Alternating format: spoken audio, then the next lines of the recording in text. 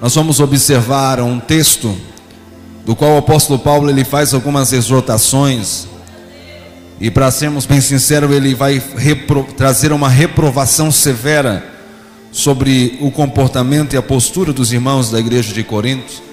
Nós vamos analisar e aprender primeira carta do apóstolo Paulo aos Coríntios, capítulo 4, versículo 6 em diante.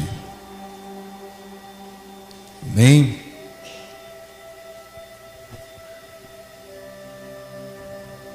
Diz assim: irmãos, usei a mim mesmo e a Apolo para ilustrar o que lhes tenho dito. Se aprenderem a não ir além daquilo que está escrito, não se orgulharão de um à custa de outro. Pois que direito vocês têm de julgar deste modo?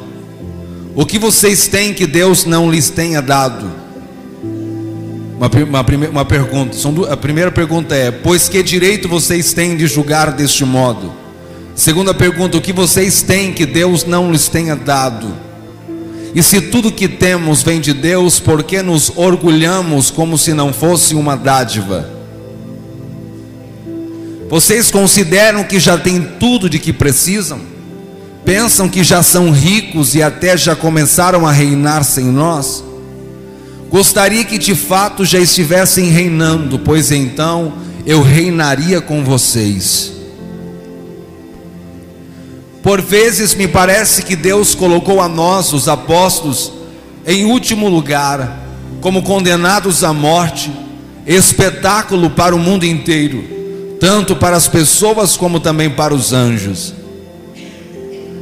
Nossa dedicação a Cristo nos faz parecer loucos, mas vocês afirmam ser sábios em Cristo. Nós somos fracos, mas vocês são fortes. Vocês são respeitados, mas nós somos ridicularizados. Até agora passamos fome e sede e não temos roupa necessária para nos manter aquecidos.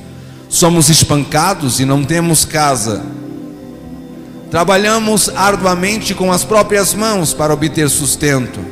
Abençoamos quem nos amaldiçoa. Somos pacientes com quem nos maltrata. Respondemos com bondade quando falam mal de nós, e no entanto, até o momento, temos sido tratados como escória, como lixo, como estrume deste mundo, como lixo de todos. Não escrevo essas coisas para envergonhá-los, mas para adverti-los como meus filhos amados. Pois ainda que tivessem 10.000 mestres em Cristo, vocês não têm muitos pais, pois eu me tornei seu pai espiritual em Cristo Jesus por meio das boas novas que lhes anunciei. Amém. Versículo 6, retorna ao 6. Primeira coisa que me chama a atenção nesse texto, desta advertência, dessa severa reprovação. Coisa triste e desconfortável é você, diante de uma análise, ser reprovado. É desconfortável ser posto à prova. É desconfortável ser posto em análise. Imagina que você tem 30 anos de mestre de obra, e alguém mais entendido, mais letrado, mais experimentado do que você, por um dia, vai analisar o seu trabalho, a sua vocação, o seu desempenho. Há uma dificuldade, é desconfortável ser posto em análise. É desconfortável ser analisado, ser corrigido, e pior de tudo, ser reprovado. Porque dentro do homem tenta sempre estar aquecido, em primeiro lugar, um certo orgulho, uma certa vaidade. Eu sei, eu entendo, eu compreendo, eu já sei essas coisas, eu já aprendi esse assunto. Esse assunto não precisa me ensinar de novo, porque eu já sei de letra, já aprendi há muitos anos atrás. É difícil ser colocado em análise, e pior de tudo, ser reprovado. A igreja de Corinto é uma igreja que lidava com todos os dons espirituais. É uma das igrejas mais fervorosas que o apóstolo Paulo fundou. É uma igreja avançada no ministério, avançada na obra de Deus. Porém, Paulo, ele se vê na necessidade de colocar eles à prova, de observar, analisar e dar um raio-x, e se preciso for, passar para eles além do exame, uma lista com alguns medicamentos, uma dieta, como voltar para o caminho, como se comportar da forma certa. E uma das coisas que me chama a atenção, uma vez que Paulo está colocando eles em análise, eu tenho pensado nisso nesses dias. Se o apóstolo Paulo hoje, como um mestre, como um pai espiritual, por um mês, por um ano, viesse para analisar a minha vida em relação à palavra de Deus, viesse para analisar o meu comportamento. Imagina o apóstolo Paulo sentado comigo na garupa da minha moto, os 100 km meu percurso do trabalho toda noite. Imagine eu conversando com ele, imagine durante o dia, imagine na cobrança, imagine o apóstolo Paulo lá em casa, e observando o meu comportamento, a minha vida, o que ele diria em relação a Corinto. Ele vai dizer algo interessante. Ele vai dizer: essas coisas, irmãos, eu apliquei-as figuradamente a mim mesmo e a Apolo por vossa causa, para que por nosso exemplo aprendais. Ou seja, você precisa aprender a partir do exemplo de alguém que veio antes de você. Você precisa aprender a observar a partir daqueles que vieram antes de você. É por isso que a Bíblia vai dizer: as mulheres mais velhas devem ensinar as mais novas, porque na maioria das vezes as mais velhas simplesmente reprovam a atitude das mais novas, apenas afrontam, apenas espalham, falam mal, mas nunca tem, com todo jeito, o cuidado e o trato de chegar, trazer para perto e falar: esse não é o caminho. Lá atrás, quando eu era nova, eu entrei por esse caminho e tive problema, porque os mais novos precisam aprender com os mais velhos. Os mais novos precisam se submeter à autoridade, precisam ser humildes e aprender com quem sabe mais do que ele, por quem já viveu mais do que ele. E o apóstolo Paulo está dizendo: olha para mim, aprenda com o meu exemplo, para que por nosso exemplo vocês aprendam a não ultrapassar o que está escrito. Eu estava sentado e li esse texto, e o Espírito Santo ministrou algo no meu coração. Vocês precisam aprender a não ultrapassar, a não ir além do que está escrito. E o Senhor colocou no meu coração: e o problema da nossa geração não é tanto apostasia, não é tanto heresia. O problema da maioria dos evangélicos é que eles estão indo tão além das Escrituras que deixaram as Escrituras para trás, abandonaram as Escrituras no caminho. Se falar de Cristo, se falar de cruz, se falar de novo nascimento, se falar de arrependimento, de confissão de pecado, alguém vai dizer: mas isso é mensagem para novo convertido, isso é pregação para congresso de cruzada de evangelização, isso é assunto para novo convertido. A gente não quer ouvir essas verdades, a gente não quer prestar atenção nos fundamentos da nossa fé. E o apóstolo Paulo vai dizer: é perigoso, cuidado para não ultrapassar, ou cuidado para não ir além e deixar no caminho as Escrituras, aquilo que está escrito. Quantos de nós que já estão um pouco se preocupando, tanto faz, tanto fez, não param para refletir o que está escrito ao seu respeito? Não param para meditar o que está escrito ao seu respeito, como se deve viver, como se deve pensar, como se deve adorar, como se deve esperar em Deus, como se deve confiar em Deus. Não viva além das Escrituras, não viva aquém das Escrituras, não viva uma vida à parte das Escrituras. A sua vida está centrada naquilo que está escrito ao seu respeito, na Cab e na Gaia Série.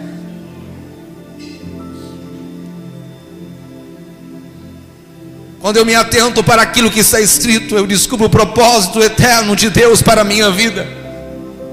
Quando eu paro para observar aquilo que está escrito, eu já não tenho mais espaço para depressão, para medo, para sentimento de suicídio, porque ali eu encontro a vida, ali eu encontro que eu descubro que existe alguém que me amou primeiro. Não ultrapasseis do que está escrito.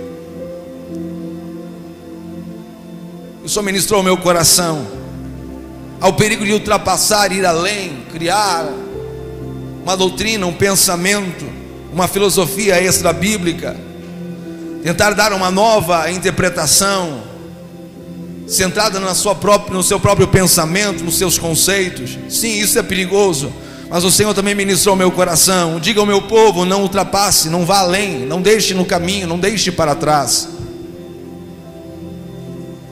Quantos de nós que já nem lê mais a Bíblia? Quantos de nós que a Bíblia é apenas um livro para enfeitar a prateleira? A gente só pega a Bíblia no dia do culto. É um livro a ficar aberto no Salmo 23, no Salmo 91. Se tornou como um livro qualquer, já não é mais o manual da nossa fé, já não é mais o nosso pão diário, nosso alimento para o nosso devocional. Não ultrapasse, não vá além. É impossível ter sucesso, não há sentido em dar um passo adiante e deixar para trás aquilo que está escrito ao seu respeito. Não encontraremos nada de bom adiante se deixarmos para trás aquilo que está escrito. Não há futuro, não há esperança desprezando aquilo que está escrito. A nossa esperança está naquilo que foi escrito ao nosso respeito. Nela temos a vida, nela temos a esperança. Olha o que diz Josué capítulo 1, versículo 8. Abre para nós, fazendo um favor, Josué capítulo 1, versículo 8. Você sabe que Josué assumiu o lugar de Moisés. Moisés foi o grande legislador, foi o grande líder de Israel, e agora Josué vai assumir o lugar dele. Imagine você assumir o lugar de um homem notável, de um homem grande, de um homem importante. É de tremer as pernas, é de quebrar o coração, é de se sentir pequeno diante do peso da responsabilidade. Mas Deus visita Josué e fala com ele, e dá para ele uma receita de sucesso. Josué capítulo 1, versículo 8. Relembre continuamente os termos desse livro da lei. Ou seja, você precisa pensar, memorizar e relembrar constantemente os termos, a palavra deste livro, aquilo que está escrito. E Deus vai dizer para Josué: medite nela de dia e de noite. Meditar as escrituras de dia é pouco, medite de noite também. Medite de dia e de noite, para ter certeza de cumprir tudo que nela está escrito. A minha pergunta nesta noite: você tem certeza de que você está no centro da vontade de Deus? Porque sem meditar nas escrituras, você não pode ter certeza de que está cumprindo a vontade de Deus. Você descobre a vontade de Deus através das escrituras, através da palavra.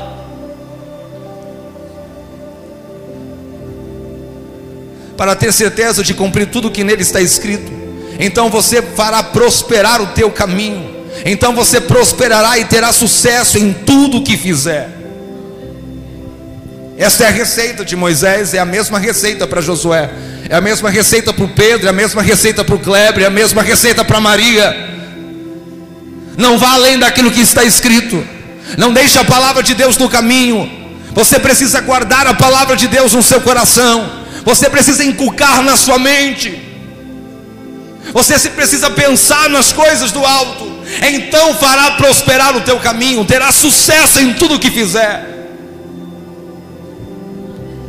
Você terá apenas prazer, contentamento momentâneo, mas se a sua vida não está centrada naquilo que está escrito, é um castelo de areia. O primeiro vento vai derrubar aquilo que você construiu, porque você vai chegar a um momento que não haverá paz, não haverá um contentamento real e verdadeiro, genuíno.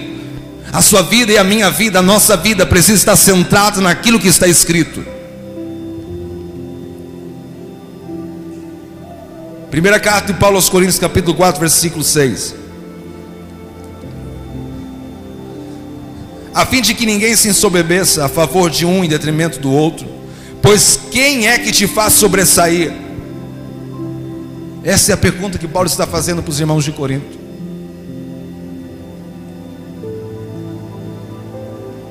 Versículo de número 7. Pois que direito vocês têm de julgar deste modo? capítulo 4, versículo 7. Um pouquinho diferente. Pois quem é que te faz sobressair? E que tens tu que não tenhas recebido? E se o recebesses, por que te vanglorias como se não tiveras recebido? A pergunta é: quem te faz sobressair? Quem te faz sobressair? Quem é que permite que a sua família triunfe? Quem é que permite que a sua vida financeira triunfe? Quem é que permite que você intelectualmente, em entendimento e sabedoria, se faz sobressair? Quem é que te faz sobressair no ministério? E que tens tu que não tenhas recebido? Qual é o seu problema que você não tem recebido? O que há comigo, o que há com você que não tenha recebido? O problema não está em Deus. Não, Deus não quer dar, Deus quer dar. Analisamos no outro culto. Aquele que sente, aquele que percebe que lhe falta sabedoria, peça a Deus que dá de forma liberal e gratuita. Ou seja, está sobrando no céu, está faltando na terra. O problema não está em Deus. Deus quer conceder sabedoria, mas poucos percebem a falta dela. Poucos desejam ela, poucos a almejam, poucos a procuram, poucos a buscam. E Deus está dizendo: que tens tu que não tenha recebido?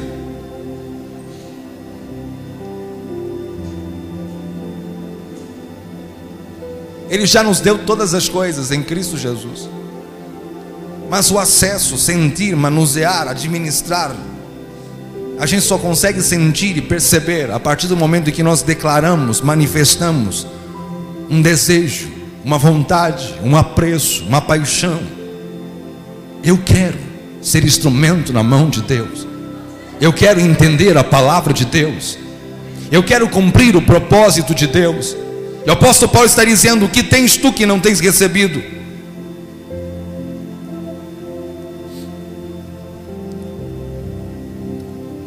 Não recebeu por quê? O problema está em Deus? Não. Não evoluiu por quê? O problema está em Deus? Não. Deus não está atrasado, Deus está no mesmo lugar que deve estar, aonde Ele quer estar. Nós que às vezes estamos atrasados em relação ao propósito de Deus. Eu sempre falo em tempo de fé, em anos de igreja.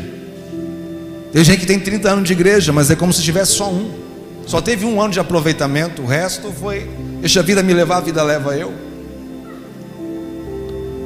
Eu gosto sempre de insistir no termo: ah, mas não, você sabe ler, já é o começo. Você sabe ler, então leia a Bíblia. Descubra o que está escrito. Aleluia. Aleluia. Que me amando. E se o recebesses, por que te vanglorias como se não tiveras recebido? É uma falsa humildade, é uma falsa modéstia. Sabe que já recebeu, mas não exerce. Sabe que já recebeu, mas não coloca em prática. Se vangloria que recebeu, mas finge que não recebeu. É um comportamento bipolar, é um negócio complicado de se entender.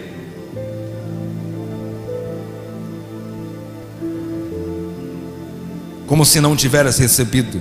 Versículo 8: já estáis fartos? Você não lê mais a Bíblia porque já está farto. Você não ora mais porque já está farto. Já está plenamente abastecido, que não precisa receber um pouco mais de Deus. Ou as fontes de Deus se esgotaram e Deus não tem mais nada para fazer, mais nada para revelar. A pergunta de Paulo é: já estáis fartos? Não tem como se gloriar, não tem como se vangloriar, porque o que eu sei, mas é um pouco daquilo que Deus tem para me fazer saber. Já estáis fartos? Já estáis ricos? Chegasses a reinar sem nós? Sim, tomara que reinasseis, para que também nós viéssemos a reinar com vocês. Remanchoro comundo de Yamamando conto de Guianeva Súria.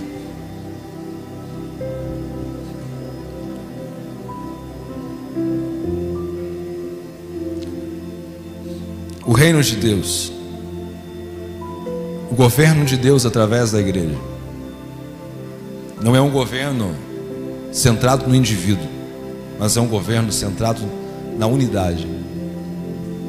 Nós reinamos com Cristo, nós subjugamos as enfermidades em Cristo, nós temos autoridade contra as forças do mal em Cristo Jesus. Nós, eu e você, povo de Deus. Paulo está dizendo: vocês pensam que vão reinar independente? Vocês pensam que podem reinar sozinhos? Quando você assiste, você liga a televisão e você escuta um pastor a dizer: aqui está o poder de Deus. Eu não vou afrontar a figura, a pessoa, mas ele está equivocado. Não é assim que funciona o reino de Deus. Não é aqui está o poder de Deus. Não, o poder de Deus se move através da igreja, no poder que há no nome de Jesus. Aonde o povo de Deus se reúne e clama o nome do Senhor, ali milagres acontecem. O poder de Deus não é propriedade de alguns, a sabedoria de Deus não é propriedade de alguns, de um grupo seleto, de um grupo privilegiado. Aleluia.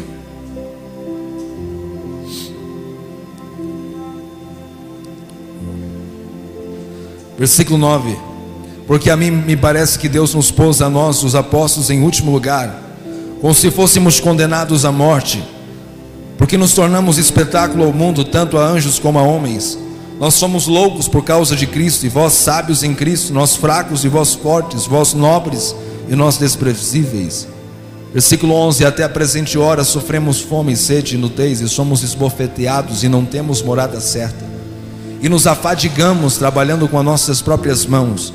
Quando somos injuriados, bendizemos; quando perseguidos, suportamos; quando caluniados, procuramos conciliação.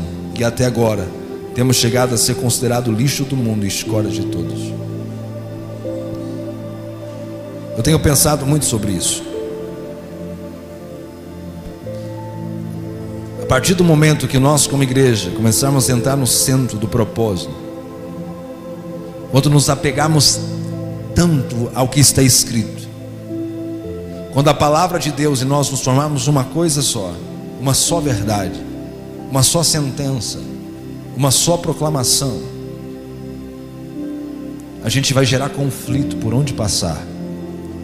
O inferno vai se alvoroçar contra a gente, e nem todo mundo vai aplaudir, nem todo mundo vai nos tratar como nobre, como favorável. Me preocupo muito com aqueles queridinhos gospels da mídia. A minha pergunta é: será que eles estão no centro da vontade de Deus? É uma pergunta, eu posso perguntar, eu posso questionar.